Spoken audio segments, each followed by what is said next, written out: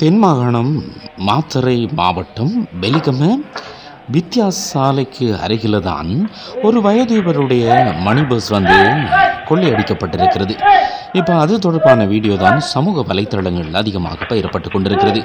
நிச்சயமாக இவர் வந்து ஒரு போதை வஸ்தோடு தொடர்புடையவர் என்று அந்த முதியவருடைய பேச்சிலிருந்து உண்மையில் தெரிய வருகிறது.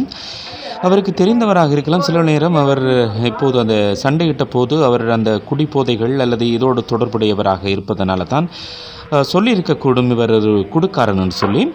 இந்த வீடியோவில் அது தெளிவாக பகிரப்பட்டிருக்கு அல்லது அவருடைய வாய்ஸ் வந்து நிச்சயமாக இதனூடாக கேட்கக்கூடியதாக இருக்கிறது. பகலிலும் கூட இவ்வாறான ஒரு முதியவரை அடித்து அவரிடமிருந்து பணத்தை பறித்து செல்வது என்பது உண்மையில் அவருடைய வயதுக்கும் கூட மரியாதை கொடுக்காத ஒரு தருணத்தை இன்றைய காலம் உணர்த்தி நிற்கிறது. எப்போதும் பாதையோரங்களிலும் செல்லும்போது நாங்கள் பாதுகாப்பாக செல்வோம் என்ற செய்தியோடு மீண்டும் சந்திக்கிறேன். நன்றி.